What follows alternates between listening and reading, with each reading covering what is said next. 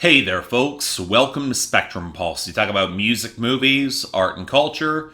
And today we're going to be talking about the newest album from YG called For Real, For Real. Okay, believe me, it was not my plan to start liking YG, because for the first half of the 2010s, I really didn't. He had some really bad singles to start off the decade, and I still don't really like My Crazy Life in 2014. It's not really a bad hip-hop album, I probably underrated it at the time, but it was a project drilling into the bare bones of production and content, even if DJ Mustard's at his peak, and it had little else. I mean, I understand the everyman appeal, don't get me wrong, but it didn't really stand out as much as it could. And I'd argue that you could put any number of more capable rappers in the same spot with the same production, and you would probably wind up getting a better album. But then Still Brazy came out in 2016, and YG took West Coast revivalism with more expanded production, a genuine and underrated sense of humor, and a blunt political angle that actually packed a wallop in a generally underwhelming year for mainstream hip-hop, which might be why that album didn't produce any notable singles in the Hot 100 to my vast irritation. And thus,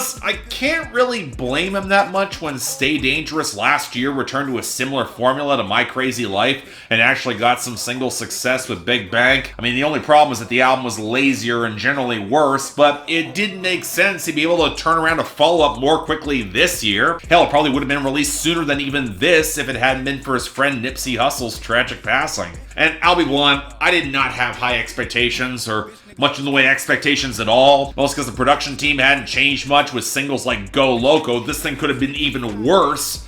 But hey, maybe it would work out on For Real, right? Well, you know what, I'll say this. This is the second hip-hop album that I have covered in 2019 where the impact of Nipsey Hussle's passing has been felt across the project beyond just a delayed release date. The first was Schoolboy Q's Crash Talk, which I already reviewed. A fascinating breakdown where he tried to cycle through arcs of grief and depression until he would find something that would let him cope and move on. And while I was trying to be more forgiving in my review, I ultimately don't think that album quite works. It's not nearly terrible, but it's far from his best. Now, YG, on the other hand, seems to have been just as shaken and heartbroken by Nipsey Hussle's death, but has chosen to try and elevate more of his sound to deliver the sort of maturity and composure that Nipsey would find admirable. And in a sense, it does mean that For Real is a bit of a jarring listen. A little bit reminiscent of when Ludacris attempted more serious subject matter and kind of overplayed his hand on Theater of the Mind. But to my surprise, this album hits more often than it misses, and while it is absolutely flawed and likely still not better than Still Brazy, it is absolutely an improvement, and again, it's a step back in the right direction. It might not be great, but it is good, and it'll probably be good for his career. Now granted, a big part of the impediment to this album's success is that YG's still a pretty limited artist as a rapper, just on a technical basis. His flows are clunky, he rhymes a lot of words and phrases with themselves, he relies on repetition a lot more than he should, and you can tell that maturity and trying to sell songs with gravitas and a serious tone, they're a little outside his wheelhouse. He's normally much more comfortable with songs like Stop Snitching and even Go Loco, which yes, it might suck and remain the worst song on the album, mostly because of Tyga, but it plays to a blunt West Coast belligerence in all things gangsta from sex to shooting people that really is YG's comfort zone. But you can tell that while the album might start in some of that territory, it doesn't seem to end there. And there's a commitment to detail and sketching out an arc from beginning to end, or at least there seems like there is. YG might actively deny that he's not preaching like Mace to start off the album, but by Do You Dance near the back half, he says he's gonna go into church like Mace. And sure, that might be said on a pretty disposable dance song, but when you pair that with how an album will shift from DJ Mustard-inspired bravado and minimalism to the more lush, retrospective G-funk that flushes out the album's second half, you can tell that a shift is taking place. And you know what? Even the flexing starts to change a little bit. Across the first half of the album, it's playing in the sort of gangsta gunplay and screwing up girls. It's always been YG's bread and butter. But by the time you get Keisha Had a Baby, you get the impression that things are going to try to get a little bit more mature and restrained. I mean, to a point. I mean, that song still does play out as a morality tale of a gold digger who didn't stick by the father who had her baby when her new partner will cheat and she can't go back. Not helped by Rose Gold playing the Greek chorus to really hammer in that point. But you know what? You can tell was a step towards trying some heavier subject matter that kinda missed the shot to go deeper. And it does show YG's penchant that's underrated for detail in a lot of his storytelling. Hell, he actually tells stories. Now, granted, a few songs later we got Play Too Much, where YG gets played and airs out everything in furious detail, and then it's followed by Do Not Disturb, where Kamaiyah and G-Eazy are bashing exes in some nasty detail too, and then preceded by the asshole pimp side of I Was on the Block with a homophobic slur, and on the advice of Kanye of all people to be an asshole, so again, not really progressive by any means, but when he gives De Sulan damn near the entire song on her story, and that story damn near surpasses every verse on the album, you can tell he's trying to elevate some good messages. What caught more of my interest was Heart to Heart, where YG, helped along by an equally detailed Meek Mill verse, which actually was really good, it seems a fair bit more sympathetic to his friend who is down on his luck, where 2 albums ago, he would have left that guy in the dust. And that's a bit of compassion that you could tell is anchored in parts like My Last Words, a heartfelt moment where the crowd noise that opened up the album comes back full circle, and he laments the loss of Nipsey Hussle. I mean, the language is pretty clumsy, but it's rooted in sincerity, and that gives the attempts at conscious content more genuine weight than they probably would earn on their own. And yeah, it's a great way to end off the album. I really appreciated it. But you know what? It is that dichotomy with this project, and it exposes more than ever my frustration with YG. His attempts at making more interesting music, both in lyrics and production, it might be ham-fisted and he can be steered astray, but he's trying. And yet, when he sticks with that West Coast G-funk inflected sound, I'd argue he gets pretty damn close to nailing it. Yeah, Do Ya Dance might be Twist Ya Fingers Part 2 and its cadence and its lyrical references,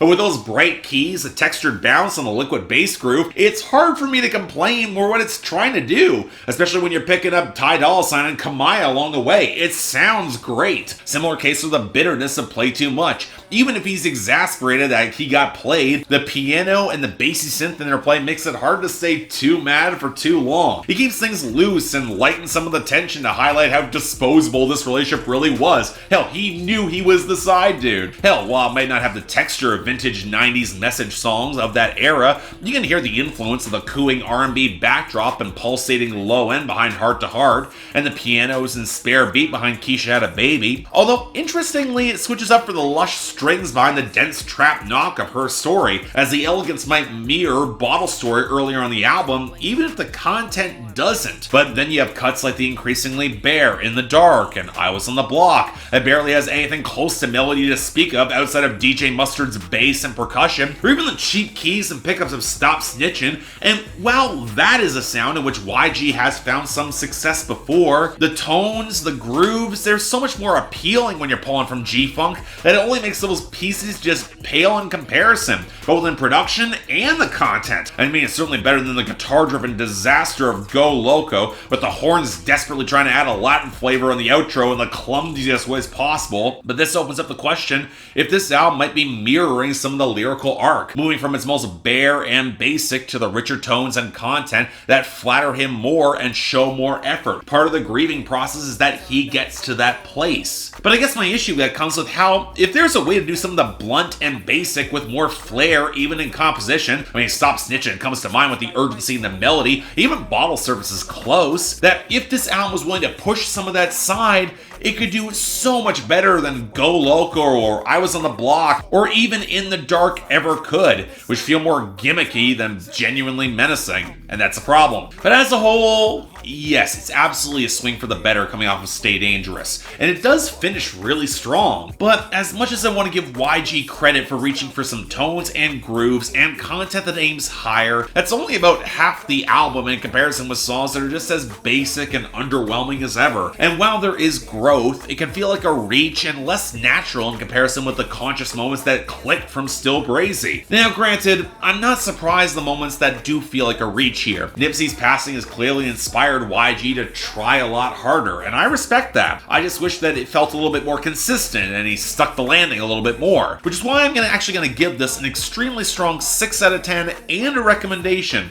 Again, that ending really saved this project. I mean, for YG, I'm just kind of happy he's back on course. And even with the very real problems that are on this album, I think he managed to just stick the landing. So, yeah, you're into West Coast hip-hop?